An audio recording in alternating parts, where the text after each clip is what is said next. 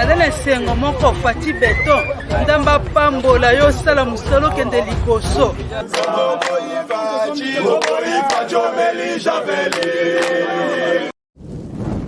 Soi-disant, hein. Bon, naza licencié, naza docteur en droit, naza docteur en économie, naza gradué. Mais bazo yiba, bazo détourner soni.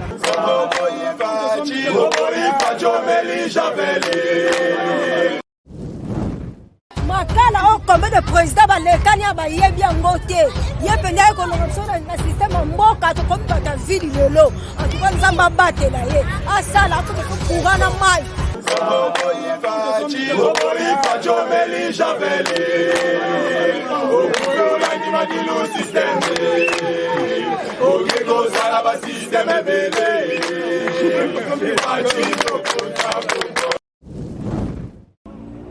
Mbote mingi na balandi banso ya Tindika TV et pas wapi bolandi procureur général pour le peuple congolais mais de l'UDPS bon banda kolanda biso makasi et puis essayer un peu de partager les vidéos pour faire en sorte que bande kona biso banso bazaka na diaspora ba mona moya koyeba maemanso ezali koleka na République démocratique du Congo. Cela veut dire quoi ba place wapi tozwa kimboka place wapi Kabila abomaka mboka place wapi oyo matata yibaka mbongo wa l'état na place to memi mboka na place ozo kende na mboka. Donc déjà je profite à cette occasion de saluer mes DG DG Papi Kelly depuis Londres et puis sans oublier mon DG encore et tous pas il travaille en collaboration le DG Rifin qui sont maintenant 4 PK à Londres. Donc Tozana Bino merci beaucoup pour avoir aussi accepté d'accompagner la vision du Selvetan en matière médiatique. Cela veut dire quoi? Faciliter nos frères qui sont à l'extérieur, voire même à l'intérieur, de savoir comment est-ce que Mboka na bango ezali kokende. Donc déjà, je vote procureur général pour le peuple congolais de l'UDPS. Mon numéro est plus 43 84 51 32 09. Tango to pesa ka numéro ezaki dialoliste te. To pesa ka numéro pour te faciliter bato ba na Russie, bato ba na Tanzanie, bato baza na Zambie, bato baza na Afrique du Sud ndeti ve trésor mukendi, bato baza na Cape Town ve bonindenga po ba yeba ka mayemanso za koleka na kati ya mboka na bango. Alors, lelo to kotali sabino epai wapi oyo to komisiko na mboka. Pour vous comprendre de bonne foi à mokonzi ya mboka, pour comprendre motema elamo ya président Fachi ya ndenge alingata mbusa mboko ya bakoko. Parce que n'oublions pas que depuis la constitution ya Zaïre, tant que na San City, ba trahi Papa Tshisekedi, la constitution actuelle a été taillée sur mesure. Prévenez la question de nationalité. Sur l'article 10 de la constitution, sur l'article 70 de la constitution, il y a une contradiction. L'article 10 dit ceci, un Congolais d'origine Aza Congolais oyo a se retrouvé dans 450 tribus au Salimbo Canabiso. Mais de l'autre côté, on nous dit que pour postuler comme étant un président de la République, tu dois être un Congolais d'origine. Mais c'est comme si Bakena na dossier na soukate. L'idée était quoi? Parce que quand le Kadogo Kabila est venu dans ces pays avec des bottes en caoutchouc, aujourd'hui il a beaucoup d'argent. Prévenez, Kabila s'est retrouvé un chef d'état-major sans pour autant gober la formation militaire. Pour être un chef d'état-major militaire, il faut oser breveter l'état-major pour remporter la victoire rébellée. Kabila tika la président de la Ligue des jeunes à parti politique comme président de la République. Donc c'est la sorcellerie. Kabila tika la détenteur il diplôme X ou Y qui était bah et puis que défendre des thèses dans un doctorat en relations internationales, c'est de la sorcellerie, c'est la honte pour un ancien président qui nous a dirigé avec des... Regardez seulement la transformation à Kabila dans le pouvoir dans l'élo. Donc, ce qui Congo changement qui peut bon to comme Kabila. Pour Yemora Igino na ba veste, on a diffamation mais nous disons que la vérité. Yemora Igina veste, on ne met pas sur l'élo. Donc, ce qui Congo a changé quand on a le lenge wana, mais le chômage est déjà dans la jeunesse. C'est pour vous dire que la mauvaise foi est Zalaki parce que Yemora Zaki douteuse de la nationalité na. Alors, qu'est-ce qui se passe? À une époque, il y a Papa Tshisekedi wa Mulumba. N'oublions pas que l'UDPS a été créé pour combattre le système dictatorial du maréchal Mobutu. Prévenez et combat la trêve parlementaire. Parce que la loi le 20 janvier 1988, tant que Tshisekedi le père, Aza procureur général de la justice, à l'époque, Kengo, président de l'Assemblée nationale, mais on a entré à Mouzé en 1997, Kengo Akimi a en Belgique. Devant les journalistes belges, mais pourquoi vous avez pris la poudre des scampettes pour se retrouver aujourd'hui en Belgique? Non, au Zaïre, j'étais au service de mon ami. Devinons maintenant. Cela veut dire quoi? C'est pour cela que vous avez vu la loi le 20 janvier 1988. C'était maintenant une façon de moto. Oyo, la présent à Zaïre, il faut la abotama na tata Zaïroise, maman Zaïroise. Alors, le problème était quoi? Le problème était que c'est parce que quand Mobutu a compris que son directeur de cabinet Bizimakara, un Rwandais, alors l'histoire encore nous rappelle que non, na entré à musée l'accord, il y a les Mera. Le dessous des 4 accords, la mairie était quoi? Bon, facilité, on a côté na Bokondi. Mais Moussa continue à Rwandais, Moussa continue à Burundi, Moussa continue à Ougandais. Prévenez Papa Tshisekedi Moulumba, Thérèse Mémoire, qui est notre mentor politique. À tout le monde, à Ebissa Lobi, Mbongo Ninto Fouta, pour Batoba Kene, Moussa n'avait pas accepté. Alors, tant que Moussa comprend Abba Lukaboy, ministre des Affaires étrangères Bismakara, chef d'état-major James Kabarebe, chef à charger à mission d'État Bougira. Oh, bino bokomi andenge nini oto ngito zonga na mboka na biso nde infiltration to mona na est tilelo. Donc ça n'a rien à voir avec l'UDPS. C'est maintenant pour vous faire démontrer que non, ce qui est là, loi ya tchani ye et ko faciliter biso to bomba présidence ya république parce que tozui Kabila za Tanzanien Rwandais to zonga na histoire to zonga bakana ba fait concrète. Tant on va kangi DG à OGFM, Patience Saïba, à Longo déjà pour votre Longolaye et pas ministre à transport. Merci beaucoup, Cherbo Kende. C'est un médiocre et DG que le Congo n'a jamais connu. Alors, on a sur OGFM, ils avaient qu'au foot à militaire tanzanien et construit un hôtel Vista au Maroc. Mambo Nazolo, mon vieux Dieu donné dans Maroc aux témoins. Et construit hôtel Vista, hôtel ya Kabila. Mais est-ce que si Kabila était un vrai Congolais, il allait faire ce genre de trucs-là? C'est pour vous démontrer les tueries, l'insécurité, l'infiltration commence avec la Kabylie. Mais aujourd'hui, l'UDPS est venu avec la démocratie, l'UDPS est venu avec l'instauration véritable d'un état de droit. Prévenez, vous avez vu tout ce que nous avons combattu dans l'opposition. Aujourd'hui, ce n'est pas le cas. Augustin Kabouya, le secrétaire général du parti au pouvoir, a comparaître l'élo na 4e mairie. Donc bravo président de la République, parce que l'état de droit pour nous mototé. Et ça, acharnement. Maintenant, vous comprenez qu'est-ce qui se passe. Moïse Katumbi, le bandeko, et belé boti kangana, vous mettez na moi point oyo. Moïse Katumbi, honte à toi. Et Mengo Imukena, honte à toi. Bino moto fabriquer Kabila comme étant un Katangé. Kabila est na mboka oyo, ayeba ki swahili. Kabila incapable de s'exprimer en français à Lingala. Kabila est moko douteuse na li passe na Jeannette. Parce que Jeannette a botama na manono, Kabila na Rwabora. Depuis l'histoire à monde de bandade, ma passe à botama mboka différent. Mouzé, le père, Zoa lobi a côté la famille Mouzé na 97. Wana Zoé Kabila. Mais Etienne Kabila lobi que non, papa na bango atika la botama passe à tête. Tozana bino. Parce que Kabila est na Katanga. Et Mengo Imukina, ancien ministre de défense du gouvernement, ya ya Ilunkamba. Bango ne ba kasketa Kabila na komba ba Katangi. Yango monaki Kabila zoka pouvoir na so Katanga pesa Katumbi. Katumbi pe maman na bango, excusez-moi, c'est l'histoire, je suis contrainte de vous le dire. Donc, Katumbi pe, maman n'a qui bonne, excusez-moi pour esa diffamation, tu vas convoquer un parquet. Katumbi pe, maman n'a qui bonne. Parce que papa ba Katumbi zaki juif grec, aye awa ki na mamba bilanga. On moni Katumbi za makasi na mamba olo na masangu. Aye ki na mamba bilanga. Tango aye abali congolaise. Congolaise wane maman ba Katebe Katoto, maman ba Jacob Katoto, maman ya ba Abraham Katobo. Tango maman la bango congolaise a koufi bonne na ye, moi na chef coutumier na Zambie, maman ba Katumbi. Yango moni Katumbi ba bota maka ye mona maman Zambien. Wana Katebe mutaloba ki ngate. Parce que maman ba Katebe nde congolaise papa na bango juif kat. Tango papa na bango a koufi, Katebe moi mbongo nda bandi ko zasko ba leki ne ba Katumbi. Mais Katumbi s'est marié avec une femme burundaise, rwandaise. Bana Katumbi baza ba député na Italie, mais il faut avoir la honte. C'est de la sorcellerie. Quand vous voyez Katumbi réclame la présidence de la République, quand vous voyez Jacques Ndala, nous les ressortissants de Kassai, nous avons accepté qu'on puisse encore ajouter 10 ans contre Jacques Ndala pour avoir soutenu un étranger au détriment de la population congolaise. Donc l'histoire va retenir qu'il y avait un Kassaïen, un Congolais qui a soutenu les intérêts d'un étranger pour faire aujourd'hui éliminer Papa Kadiombo Mars, paix à ton âme. Mais Papa Kadiombo n'avait pas tout dit, mais du moins il avait dit l'essentiel. Nous allons continuer avec votre combat de relever le défi de ce pays parce que l'histoire du Katanga, nous le maîtrisons. Katumbi n'a rien construit à Katanga. Prévenez, stade ya Mazembe à l'époque, parce qu'il y a un stade à Vélodrome. Katumbi a reconstruit, a réhabilité le stade avec l'argent propre à Congolais. Katumbi a vendu nos carrés miniers. Katumbi aujourd'hui a beaucoup d'argent que l'État congolais n'en a pas. Avec son frère étranger Joseph Kabila, qui est venu aussi avec Olive douteuse aussi de sa province. Généralement, c'est vrai qu'Olive a monté à Congo, et ça le Kouta Monene. Alors, qu'est-ce qui se passe? Toye Sukoyo na etiseke du Félix. Tango momoni bato bazoko yina mokonza mboka. C'est parce que bayebi que mokonza mboka tate na ya Congomani, maman n'est pas congolaise. Prévané, tu sais que du Félix n'a jamais changé la nationalité, mais il a vécu en Belgique.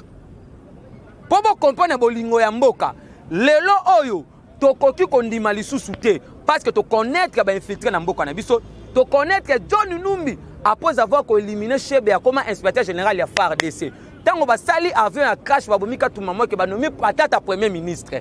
Donc ce sont les faits concrets que je suis en train de vous le dire. C'est pour comprendre que mboka ezalaki na le boulou, mboka ezalaki na gouffle, mboka ezalaki ya kokufa. Yango to yebisi bino boy. Bozala pe motema malamu. IDPS a fait 37 ans dans l'opposition. Donc faire des mandats, c'est de cracher sur la mémoire. Il y a Rossi Mukendi, il y a Thérèse Papangala, il y a Floribert Chebeya, il y a Ndeko Nabiso, il y a Brila vif na siège à partir Nabiso.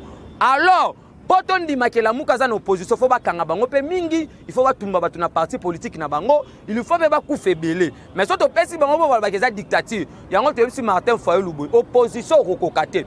Résistance opposant Luka. Tu sais qu'il y a la légitimité populaire.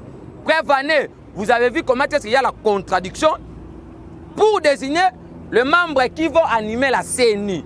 Mais nous allons interpréter l'article 70 de la Constitution. Tant qu'il n'y aura pas les élections, tu sais qu'il reste d'abord à pouvoir jusqu'à l'installation du nouveau président élu. Ce n'est pas l'UDPS qui va organiser les élections.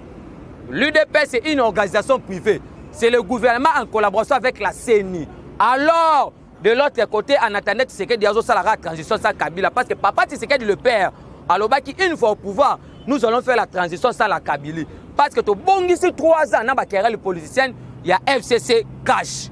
Ce qu'on va tout nyonso, na ancêtre, Bakimpanvita, Bakimbangu, Papa, Lumumba, comprendre que Mouto qu'on relevé des filles Mbokoza, Félix Antoine Tshisekedi Tshilombo. Prévenez, vous avez vu le président de la République a commis à Londres, en Angleterre. Biso depuis tout temps en classe. Biso reine Elisabeth a se déplacé à la palais royalité. Mais quand Zamboka a commis à palais royal, la reine Elisabeth s'est déplacée pour aller accueillir le chef d'État à l'aéroport. À la Fatia Lobby, quand je te vois, je vois l'image de ton papa. Le jour où on nous avait proclamé président de la République, j'étais dans le palais royal en train de pleurer. Excusez-moi de vous appeler Fachi Béton. Alors, c'est là que vous allez comprendre la grandeur du chef d'État. On a lobby parce que ça va piquer Chris. Mokonza Mboka comme en Italie, na Vatican, pas particulier ba kiti. Pour comprendre les différences, il y a président na Mbongo, pas particulier kiti. Ba protocole ya Vatican ba bi pas pour bossa, pas ba bite na bossa sanité. Na tikele kiti pour zotambo na photo ya mwana moso ba viola ki na este. Elingi ko ba zotambo na reggae ya Mboka na mapeka. Mokonza longo Vatican, Mokonza, il y a vraiment beaucoup. Mokonza comme en Russie, avec Koutana Poutine. Poutine est plus dur que le président américain. Il y a un journaliste russe à lobby. Depuis que je suis en Russie, je n'ai jamais vu Poutine en train de rigoler. Mais Poutine a rigolé devant un président africain. Qui a fait qu'il n'a pas au pouvoir faire sa tête, c'est que du Tshilombo. Qu'est-ce que Poutine a rigolé? Tu sais que du Félix dit à Poutine, il faut réintégrer le G7. Tu sais que du quitte la Russie à la Serbie. Par contre, c'est la maison militaire. De place où il y a Rabi Bundeli Mboka. Il quitte la Serbie, il est allé dans le royaume et pas belge, pas roi Philippe belge. Vous avez vu comment est-ce que roi Philippe il fallait qu'il y ait le 30 juin, vu Makambo il ngake Salema. Mokonza Longona a na France. Vous avez vu comment est-ce que Macron se précipite pour na rejoindre Serfi na Mokonza Mboka. Tout ça na ba fait, tout ça ya Mokonza Longona France a na Brazza. Denis Sassou Nguesso Salobi, c'est maintenant que l'Afrique a un clé de développement. Tu sais qu'il n'est pas un dictateur, mais il a réuni 3 présidents en Afrique. Lorenzo, Kagame, Museveni. Kabila, dictateur incapable, médiocre, incompétent. C'est pour cela que nous disons ceci. Notre pouvoir, notre président, nous sommes censés de le protéger. Prévenez, depuis Olive Lembazala, première dame, nous, tu comptes la liste de la première dame. C'est ça histoire vraie. Maman Denise Nyake, on a continué sur la liste de la première dame. Cela veut dire quoi? Si Denise a longue, tu comptes la liste de la première dame dans l'Afrique. Donc, on comprend le grandeur de Mokonza Mboka. Mokonzi a créé na Guinée-Conakry, balobi que ton père jouait un rôle de Mandela dans l'Afrique. Alors, Vous allez comprendre, voire même dans Cameroun, il y a vraiment beaucoup à vous dire. C'est là je vais dire quoi. Notre élection a fait le retour de la RDC sur la scène internationale. Parce que le pays a été bloqué sur le chiquet diplomatique, a été isolé sur le plan diplomatique. Aujourd'hui, il y a des avancées sur le plan juridique, il y a des avancées sur le plan économique, il y a des avancées sur le plan social, il y a des avancées sur le plan diplomatique. Nous commençons d'abord sur le plan social. Parce que nous avons que la Mokonzi n'a d'abord deuxième mandat. Donc, il faut que nous avons réalisation Mokonzi Mboka. Sur le plan social, Kabila sali 18 ans na Mboka oyo. Atikala ko chama kolonae na kancha chité. Mais Félix a continué na Mokonzi sans a changer bateau bazala ki kota la sécurité ya présidence. A kota na mapapa na kancha cha kuta na basi ya basoda. Lelo tozo ba bana basoda bazo tanga na ba condition moko ya kitoko na kati ya kancha. Eza déjà social. Toye to martyriser article 48 ya constitution et perception gratuité enseignement. Tozongi ce qu'on a constitution ya Zaïre. Ba suspendre des questions à éducation. Toye na santé na 2005. Ba le but to article 43 parce que éducation est un secteur de développement. Toye awa Kabila boy ko martyriser mais incompétent Chadar alobi que gratuité za laïka dans quelques provinces, c'est de l'imbécilité. Alors la constitution parle de la gratuité sur toute l'étendue de la République. Si c'est que dit a martyriser l'article 43 de la gratuité de l'enseignement. Toye a mis ça tout. Gouvernement Samba Lukonde ye. Les lobes enseignants au baza lié na carte ya gratuité. Baza ko soit deuxième palier na bango ya mbongo. Les lots 350 enseignants ba otu ko kende na pension bazuna ba de compte final na bango salama ki lendi. Les lots ba fictif, ba doublon, nyonso bazaki na ba administration à l'état, on n'en parlait pas. Les lots sur le plan juridique, Moussa les ali ko salema. Fini la République des intouchables. À cette époque-là, arrêtez Matata Mponyo, interpellez Matata Mponyo. Fini avec Kalev. Kalev Chadari et John Numbi, ils ont pris la poudre des scampettes. Vous avez vu comment c'est John Numbi qui n'a fait mener à Lubumbashi. Donc fini la République des intouchables. Sur le plan économique, vous avez vu comment est-ce que le FMI a continué l'approbation dans le gouvernement Samba Lukonde pour faire une somme de 1,5 milliard pour faciliter la réforme dans l'institution. Kabila n'a jamais fait aucune réforme dans l'institution. Ce qui préoccupait Kabila, c'était de voler l'argent pour construire le Kingakati. Prévenez-moi comme état procureur. Demain, je vais aller saisir le parquet général près de la Cour constitutionnelle en fait qu'on puisse enquêter la gestion de Kingakati.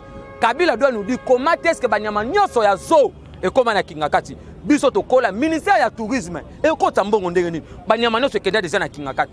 Olivier Lembe a volé l'argent ba compteur des Congolais, mais au moment où les nzela ba Congolais ba betele maboko c'est de la honte. Na bato baza la maîtrise ya histoire te. Yango to ebisi bango boy. Biso ne toza boy. Toza lisu likolo lisu. L'UDP c'est une machine politique. L'UDP c'est le tout premier parti politique où il y a masse, où il y a une notion, il y a gestion, en fait, où il y a une notion, il y a méandre, il y a gestion, il y a choses publiques. Alors, le problème est quoi? Le problème c'est si Kabila, président de la République, je n'ai rien à voir avec l'individu Kabila, je suis seulement dans les faits. Donc j'attaque le système Kabila. Kabila n'a jamais présidé aucun conseil de ministres. L'article 69 de la Constitution dit ceci. Le président de la République, c'est le patron de l'exécutif. Quand je dis l'exécutif, je vois le gouvernement. Mais le chef du gouvernement, c'est le premier ministre. Mais le président, c'est lui qui donne le pouvoir pour présider le conseil des ministres.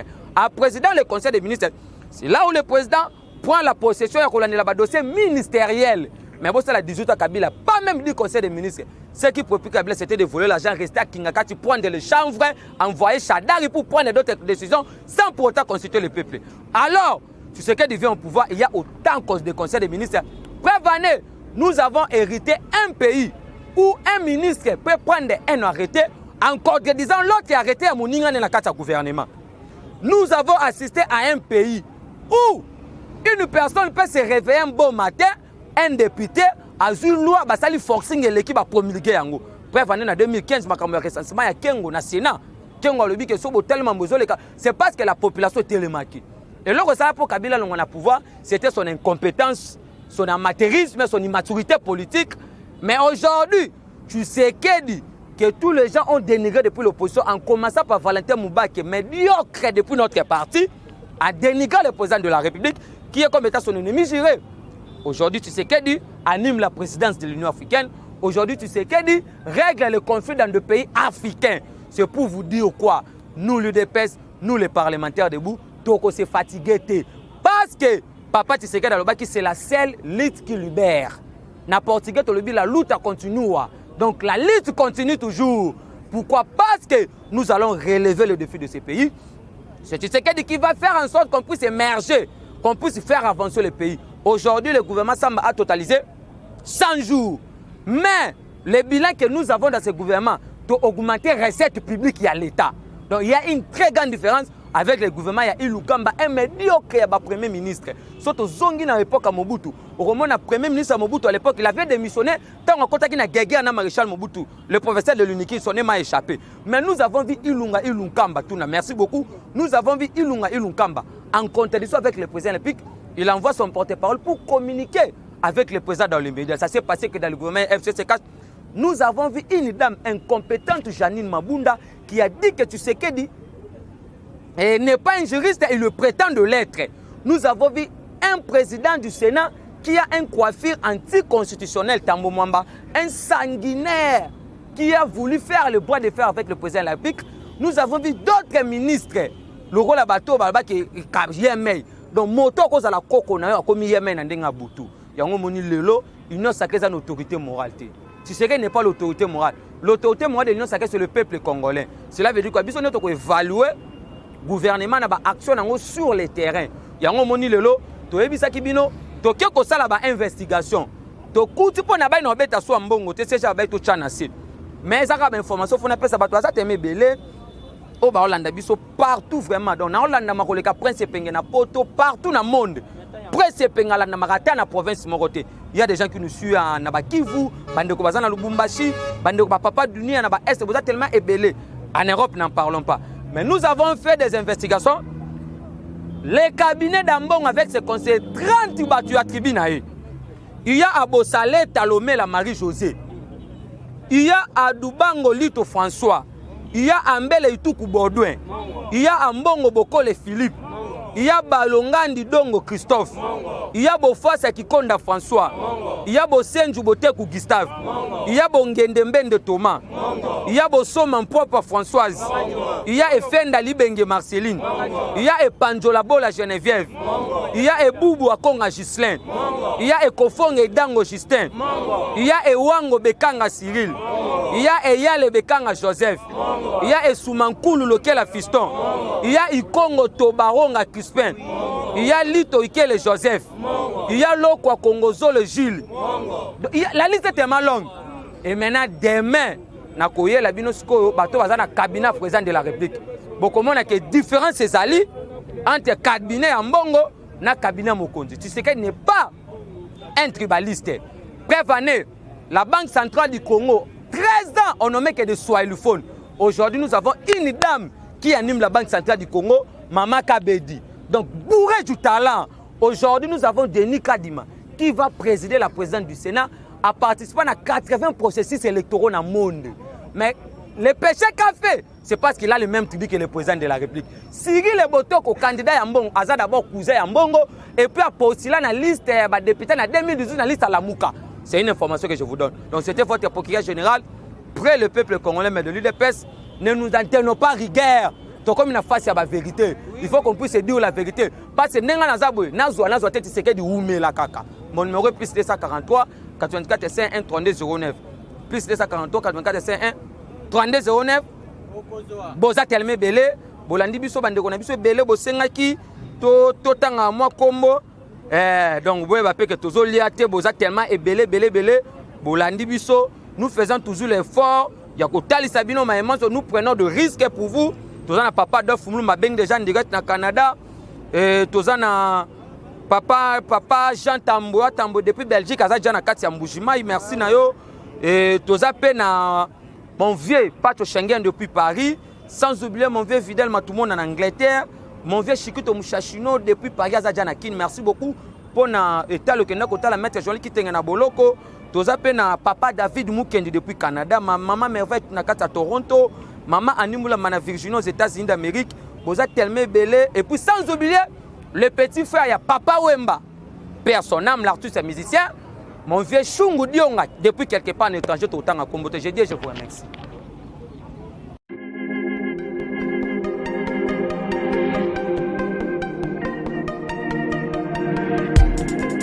Après 25 ans d'expérience, eh oui, de 1995 jusqu'à ce jour, Elton Store, l'unique shop congolais de Londres, na Grande-Bretagne, tire Londres, et saliko ça la fierté à la communauté nabiso, et surtout, il y a un homme d'affaires congolais sérieux dans la diaspora.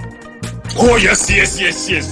C'est créé Elton Store et Sali Kakamoko, le sérieux, à quel na service qui toko na ba client na ye.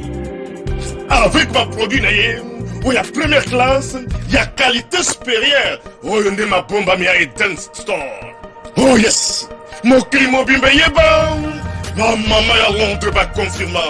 Elton Store, c'est le perso des produits cosmétiques. Il y a solo produits originaux. Et yes, les alipes perso y a produits alimentaires, naturels et organiques. Au travers de nos produits cosmétiques, Elton Store détient le secret. Secret à solo. Oui, à poser à maman, moi, c'est qui toko. Poser à moi, sur Benza Basali Kolula. Poser à moi, sur Mobala Kotala et Alembate.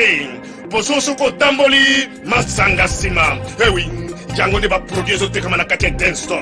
Il va produire alimentaire. Oui, à Elton Store, Yango des secrets à cuisiner à maman congolaise. Eh oui, Nyon ce qu'on se fait sa mobile na yo ezali. Pondu, Matembele, Ngai, Ndole. Fumbwa, Ndunda, Bilembwe, Oyo nyonso penza, Oyo kobonga pona cuisine na ezali. Oh yes. Olingi mobali na yo asepela na yo libela na libela. Olingi mobali na yo atala ka yo lokola mwasi azali kolula sika. Oh yes. Olingi mobali na sisa biloko nyonso tiela ka ye na mesa. Secret zali kaka moko. Elton Store.